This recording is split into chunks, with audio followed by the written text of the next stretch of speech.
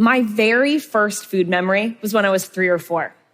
It was a warm day, and my mom had just picked me and my sister up from school, buckled us into the back of her dusty blue Ford Taurus. She was halfway out of the school parking lot when she pulled over to the side. She strangely reached for her purse that was resting on the dashboard, started fishing around for something until she found it. Then she twisted around to us, and she tore open a yellow paper bag of slightly melted sugar babies. She poured a few of the pellets into each of our tiny hands. Now, I want to be clear. This was not a normal mom thing. This was breaking several rules. It was after lunch, but before dinner. We were in the car. We hadn't done anything spectacular to be celebrated.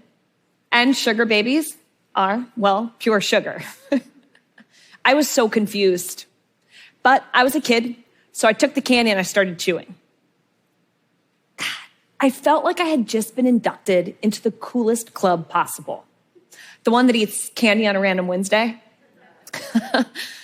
And then the world, it slowed down. Everything faded. And then everything sharpened.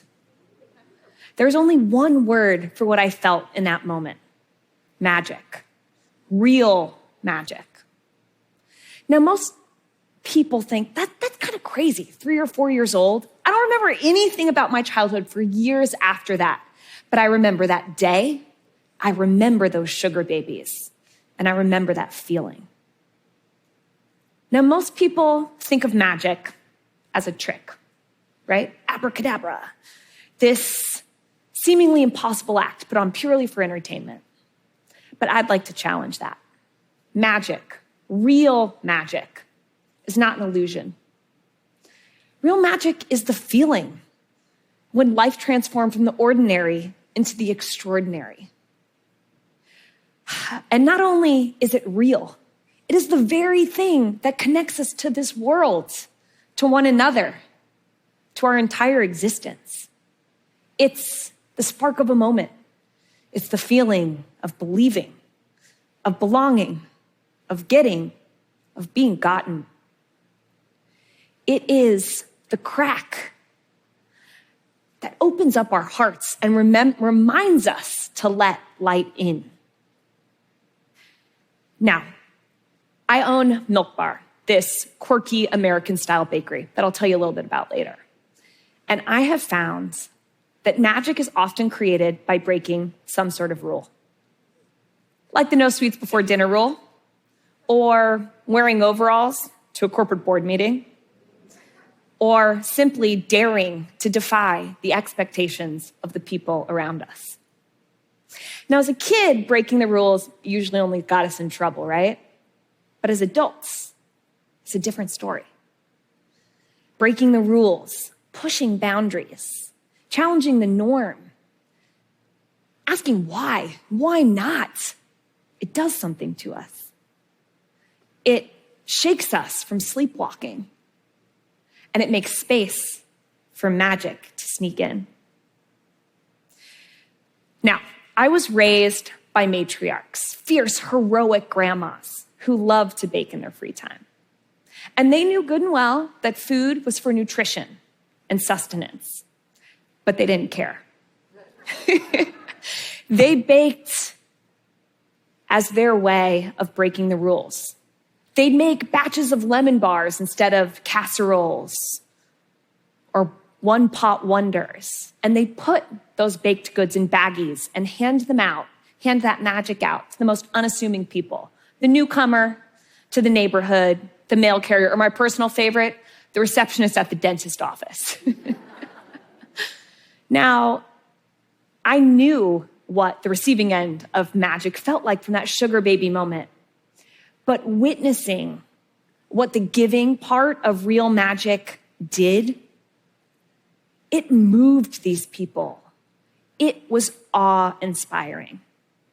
And so I decided that baking would be my way of making magic in the world, creating a moment and then giving it away. A magic pyramid scheme, basically, that I needed more of. Only My mom and my grandmas thought that baking was just a hobby, but I knew it could be more than that. So I moved to New York City to become a professional pastry chef.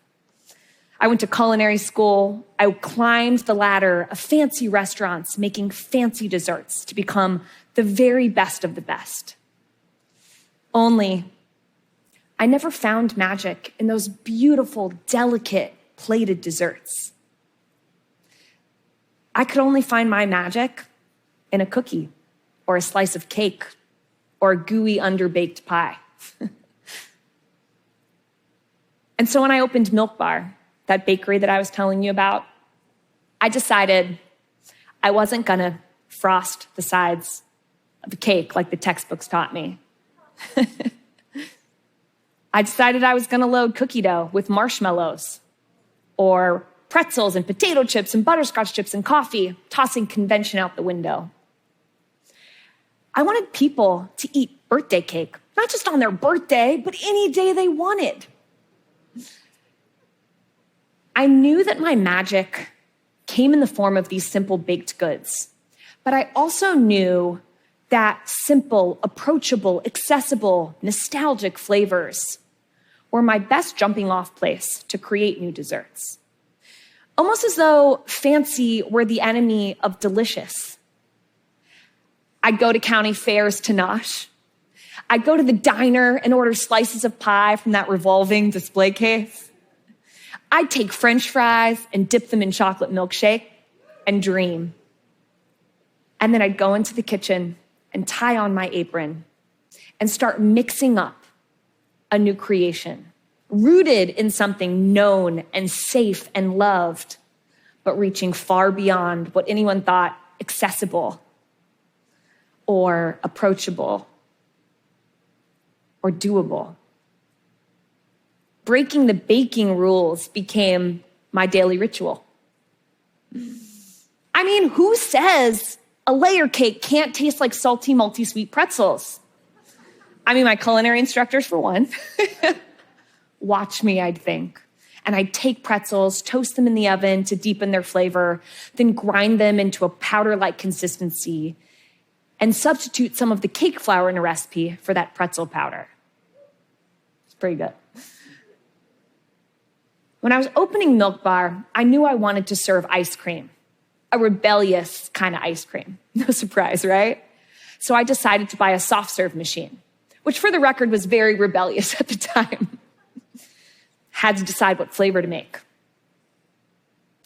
I mean, why do we only accept chocolate and vanilla as ice cream flavors? I needed to come up with something better, different. Push that boundary. I needed to come up with a flavor of milk that was different.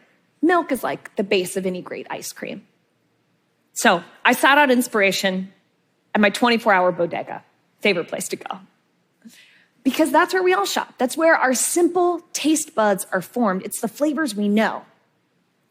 Up and down the aisles till I hit it.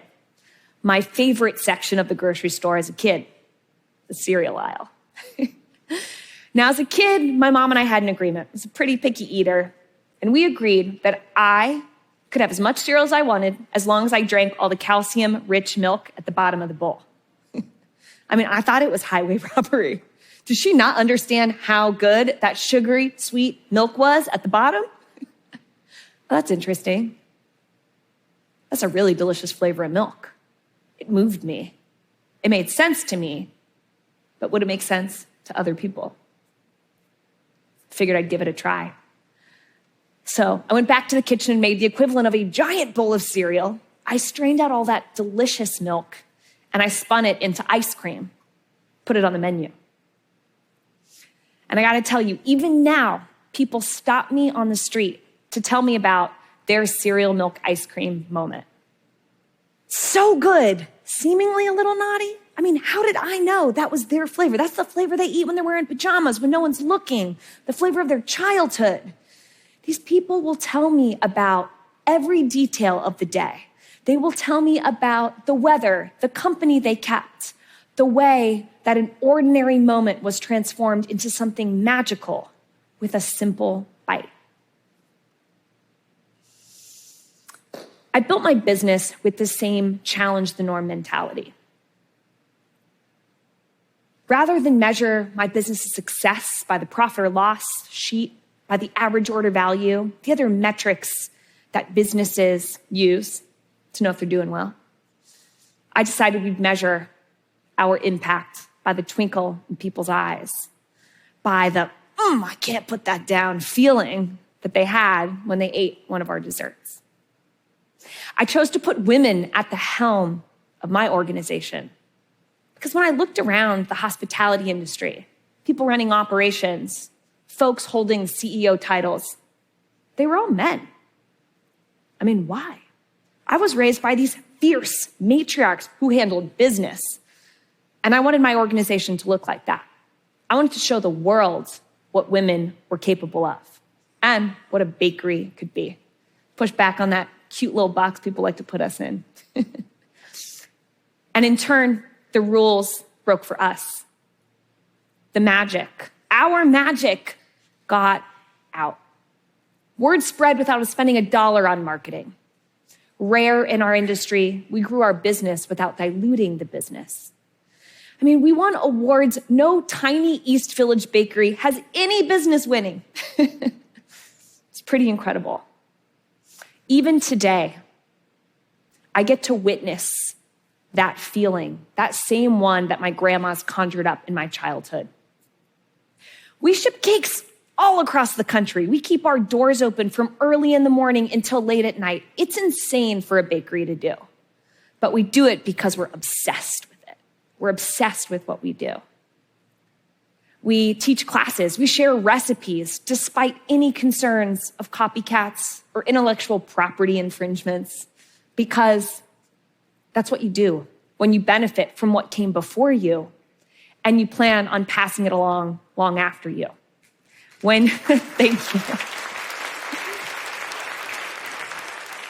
When you know you're here to give, not take, and leave this place better than you found it.